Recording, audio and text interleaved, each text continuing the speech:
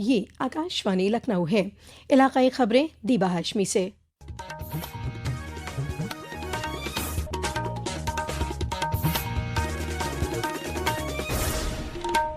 वज़ीर-ए-आज़म नरेंद्र मोदी मुल्क में किसी मुंतखब हुकूमत के सबसे तवील मुद्दत तक क़यादत करने वाले हुकूमत के सरबराह बन गए हैं।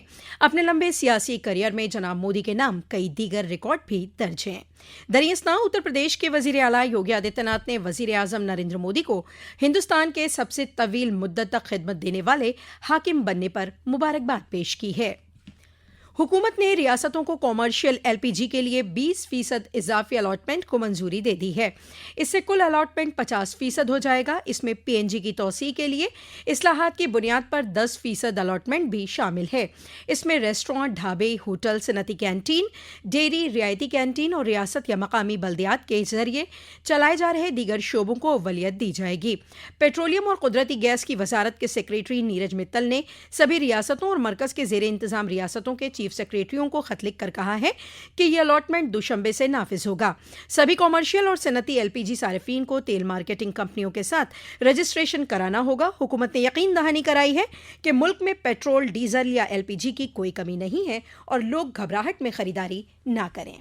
सरकार ने नागरिकों को भरोसा दिलाया है कि पेट्रोल, डीजल और LPG की कोई कमी नहीं है। पश्चिम एशिया में तनाव के बीच सरकार स्थिति पर नजर रख रही है और जरूरी कदम उठा रही है, जिससे लोगों को घबराने की जरूरत नहीं है। पेट्रोलियम और प्राकृतिक गैस मंत्रालय ने कहा है कि रिफाइनरियों में LPG का उत्पादन बढ़ा दिया गया है। वहीं अलग अलग राज्यों और केंद्र शासित प्रदेशों में LPG की जमाखोरी और कालाबाजारी रोकने के लिए लगातार छापे मारे जा रहे हैं। वहीं पत्तन, पोत, परिवहन और जलमार्ग मंत्रालय ने कहा कि वो जहाजों की आवाजाही, बंदरगाहों के कामकाज, भारतीय नाविकों की सुरक्षा और समुद्री व्यापार पर नजर रखे हुए है। अमन यादव, आकाशवाणी समाचार, दिल्ली।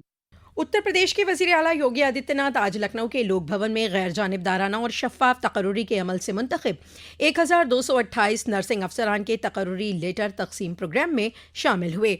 इस मौके पर वज़ीर आला ने अपने खिताब में कहा कि नर्सिंग का ये काम खिदमत और जज्बात से जुड़ा है। जब आपकी खिदमत और जज्बात मरीज के साथ ताउन करते हैं तो उसके मस्बत नताइज सामने आते हैं और इसी जज्बे के साथ आज आपको जोड़ने के लिए ये प्रोग्राम मुनक़िद किया गया है। वज़ीर आला ने कहा, 1947 से लेकर के 2017 तक इन 70 वर्षों में प्रदेश में सीमित संख्या में मेडिकल कॉलेजेस थे। केवल 17 गवर्नमेंट मेडिकल कॉलेजेस थे। निजी क्षेत्र को मिला लें, निजी क्षेत्र की ज्यादा संख्या थी, गवर्नमेंट के स्तर पर कम थी। कुल मिलाकर के 40 मेडिकल कॉलेजेस पूरे प्रदेश में थे और आज उत्तर प्रदेश में गवर्नमेंट के स्तर पर और निजी क्षेत्र को मिलाकर के, निजी क्षेत्र के कम है, अब सरकार के स्तर पर ज्यादा कॉलेजेस चलाए गए हैं। इनकी संख्या बढ़कर के 81 हो गई है। 81 मेडिकल कॉलेजेस हमने मात्र पिछले 9 वर्ष में प्रदेश के अंदर संचालित किए हैं। वज़ीर आला ने कहा कि गुज़िश्ता 9 सालों में रियासत में मेडिकल कॉलेजों की तादाद में काबिल ज़िक्र इजाफा हुआ है। गोरखपुर और रायबरेली में एम्स बेहतरीन तरीके से काम कर रहे हैं। महाराजगंज, संभल, शामली समेत दीगर अजला में PPP मोड पर कायम मेडिकल कॉलेज भी पूरी कामयाबी से गामज़न है। आलमी यौम आब के मौके पर वज़ीर-ए-आज़म नरेंद्र मोदी ने अवाम से पानी के हर कतरे के तहफ़्फ़ुज़ और उसकी ज़िम्मेदार इस्तेमाल को यकीनी करने के अपने अहादे को दोहराने की अपील की है। सोशल मीडिया पोस्ट में जनाब मोदी ने कहा है कि पानी ज़िंदगी की बुनियाद है और ज़मीन के मुस्तक़बिल को शक्ल देता है। वज़ीर-ए-आज़म ने हमी जहत तरक्की में लगे हुए, बेदारी फैलाने और आबी तहफ़्फ़ुज़ की सकाफत को फ़रोग़ देने वाले लोगों की सताइश की। दरियास्तां इस मौके पर उत्तर प्रदेश के वज़ीर आला योगी आदित्यनाथ ने अपने सोशल मीडिया पैगाम के ज़रिए कहा है कि पानी के एक एक कतरे को बचाना हम सभी की इखलाकी समाजी जिम्मेदारी है। इस मौके पर वज़ीर आला ने रियासती अवाम को मुबारकबाद पेश की। बनारस में आलमी यौम आब के मौके पर नमामि गंगे ने दशाश्वमेध घाट पर इंसानी जंजीर बनाकर साफ पानी और सेहतमंद कम्युनिटी का पैगाम दिया गया। श्री राम मंदिर ट्रस्ट के जनरल सेक्रेटरी चंपत राय ने कल अयोध्या में ट्रस्ट की मीटिंग के बाद बताया कि आइंदा 2 अप्रैल को हनुमान जयंती के मौके पर राम मंदिर अहाते में बने हनुमान जी के मंदिर पर परचम कुशाई की जाएगी।